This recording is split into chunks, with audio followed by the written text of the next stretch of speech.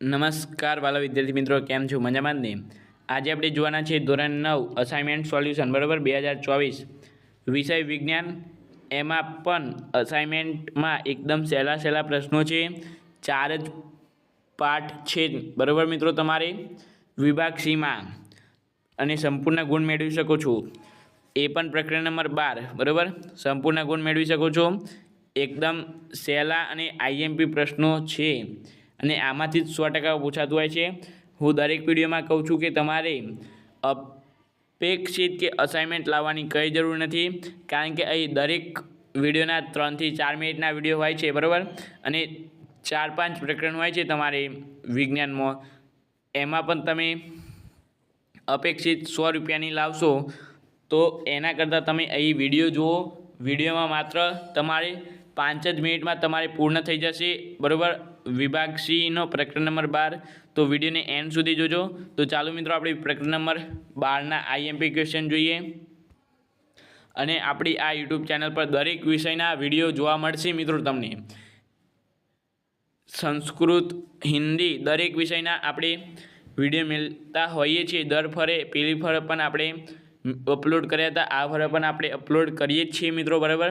એમાં તમારે આઈએમપી પ્રશ્નોમાં પ્રકરણ નંબર 12નો પહેલો છે ટૂંક નોંધ લખવાની છે, સેન્દ્રિય ખાતર. બીજો છે ખોરાકના મુખ્ય પોષક ઘટકો. અહીંયા પટકો લખાઈ ગયા છે, સોરી મિત્રો, માફ કરજો. ઘટકોના નામ આપી તે કયા કયા ખોરાકમાંથી પ્રાપ્ત થાય છે તે જણાવવાના છે. ત્રીજું છે ટૂંક નોંધ લખો, મધમાખી ઉછેર. આઈએમપી મિત્રો, સેન્દ્રિય ખાતર અને મધમાખી ઉછેર બંનેમાંથી ગમે તે એક આવશે.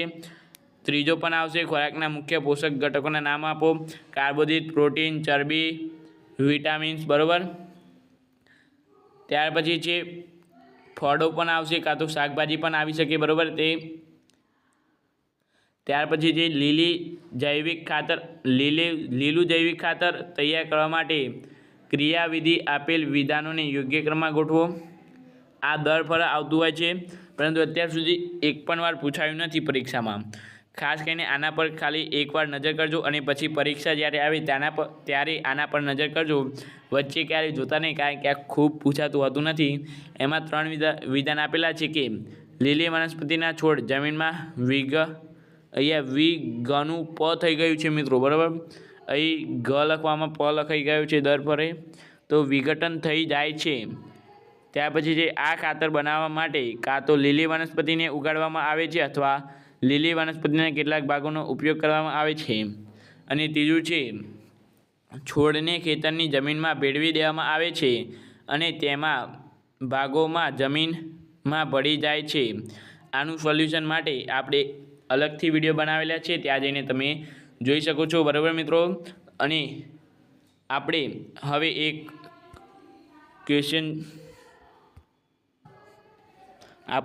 એક ક્વેશ્ચન જોઈએ લાસ્ટ, બરાબર. અહીં તમારે દર્શાવવાના છે 3 પ્રશ્નોના ઉત્તર, અને આના પછી પણ બીજા 3 પ્રશ્નો છે, બરાબર. લાસ્ટ પ્રશ્ન નથી આ. અહીં તમારે જોઈ શકો છો કે નીચે આપેલ આકૃતિના ખેતીના 2 સમાન પાક એ અને બી ક્રમશઃ જૈવિક અને રાસાયણિક ખાતરોના ઉછેર દર્શાવ્યા છે. અન્ય પર્યાવરણીય પરિબળો સમાન ગણીને ગ્રાફનું અવલોકન કરો અને આ આપેલ પ્રશ્નના ઉત્તર આપો. એમાં ગ્રાફ બી, પાકનું ઉત્પાદન એકદમ વધીને ધીમે ધીમે કેમ ઘટી જાય છે, બરાબર. ત્યારબાદ છે ગ્રાફ 1માં સૌથી ઉપરની ટોચ થોડીક વિલંબિત કેમ થાય છે. ત્રીજો પ્રશ્ન છે ગ્રાફમાં બંને પેટર્ન અલગ હોવાના કારણ જણાવો. આ 3 પ્રશ્નોના જવાબ આપશો એટલે તમારે 3 માર્ક્સ, 2 પ્રશ્નોના જવાબ આપશો એટલે તમારે 2 માર્ક્સ, અને 1 પ્રશ્નનો જવાબ આપશો તો 1 માર્ક્સ તમને મળશે, બરાબર. તો ચાલો મિત્રો, આગળ જોઈએ. હવે લાસ્ટ ક્વેશ્ચન છે 6, 7 અને 8. એમાં છઠ્ઠો છે ભારતમાં પાણીના સ્ત્રોતની પ્રાપ્યતાને આધારે સિંચાઈની રીતો જણાવવાની છે. 7મો છે સંયુક્ત મત્સ્ય કલ્ચર વિશે તમારે નોંધ લખવાની છે, બરાબર. 8મો છે કીટક. અહીંયા મિત્રો સંયુક્ત મત્સ્ય કલ્ચર વિશે નોંધ લખવાની છે. એ તમારી કંઈ ભૂલ હોય તો માફ કરજો. એના પછી છે તમારે 8મો કીટકોની પાક ઉત્પાદકતા કેવી રીતે ઘટાડી છે તેનું નિયંત્રણ સમજાવો, બરાબર. આ પણ તમારે આવી શકે બોર્ડની પરીક્ષામાં, એટલે કે ધોરણ 9ની જે પરીક્ષા હોય છે તેમાં પણ આવી શકે. ખાસ કરીને તમે આ વિડીયોને જોયો તો આ પ્રશ્નો પણ છે એનું સોલ્યુશન અવશ્ય આપણી યુટ્યુબ ચેનલ પર આવી ગયું છે, ત્યાં જઈને તમે જોઈ શકો છો. બરાબર, તો આ વિડીયો જોવા તમારો ખૂબ ખૂબ આભાર. Thank you so much. Video જોવા તમારો ખૂબ ખૂબ આભાર.